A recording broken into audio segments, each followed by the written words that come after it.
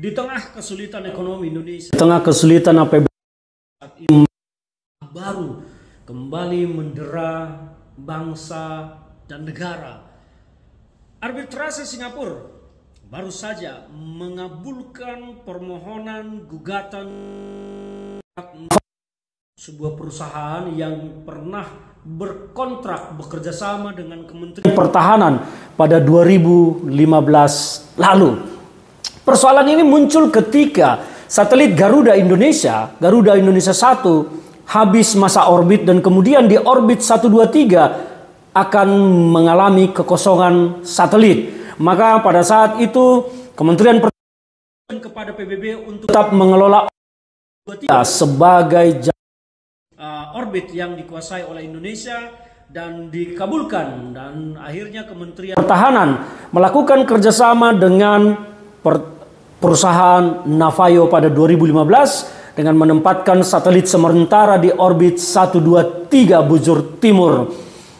Persoalan akhirnya muncul ketika Indonesia tidak membayar sewa atau kontrak kepada Navayo.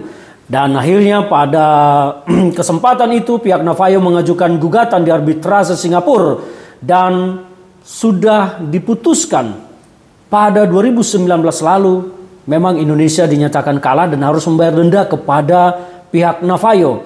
Dan tidak kunjung dibayar, akhirnya pada bulan Maret 2025 ini, tanggal 4 atau 14 yang lalu, arbitrase memutus kembali bahwa Indonesia harus membayar denda sebesar 24 juta US dollar kepada pihak Navayo.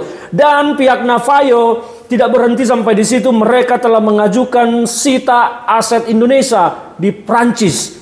Mereka telah mengajukan kepada International Crime Court untuk menyita ke arbitrase di Prancis, menyita aset-aset Indonesia di sana yang diantaranya adalah aset-aset diplomatik Indonesia. Mungkin kedutaan besar kita disita oleh Navayo. Memang ini melanggar konvensi Wina, tetapi masalahnya pengadilan di Prancis telah mengabulkan permohonan Navayo untuk menyita aset-aset Indonesia di Prancis. Inilah masalah yang kita hadapi saat ini.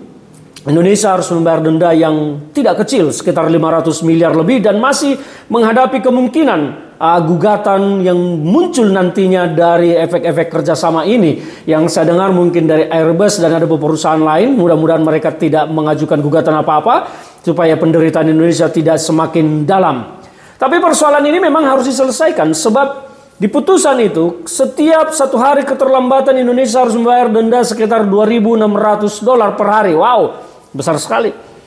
Kalau berhari-hari, bertahun-tahun kan itu jumlahnya menjadi sangat banyak.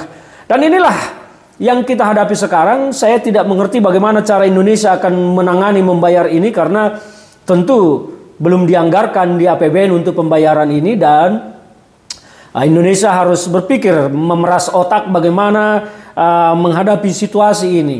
Karena hukum di negara kita tidak sama dengan hukum di negara orang. Di negara orang kalau sudah pengadilan memutuskan maka itu akan dieksekusi. Di kita orang sudah diputus pengadilan, hak-haknya harus diserahkan atau diberikan, belum tentu pengadilan melakukan eksekusi karena harus menunggu datangnya lobi-lobi.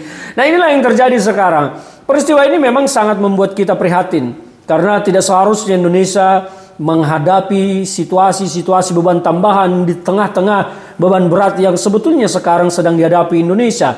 Dari residu kebijakan Jokowi, kita benar-benar merasakan Indonesia terpuruk sekarang, dan Presiden Prabowo Subianto harus mati-matian untuk bangkit dari semua keterpurukan itu. Presiden Prabowo Subianto merombak total, membongkar semua keburukan di zaman Jokowi. Dan inilah yang kita rasakan akibatnya sekarang. Indonesia harus dinyatakan anak-anak muda kita dalam posisi menuju kegelapan. Dan salah satunya arbitrase Singapura yang memutuskan Indonesia harus membayar denda kepada pihak Navayo 24 juta US dollar lebih, atau sekitar 500 miliar. Angkanya cukup besar sekali. Bagaimana kita akan menangani ini?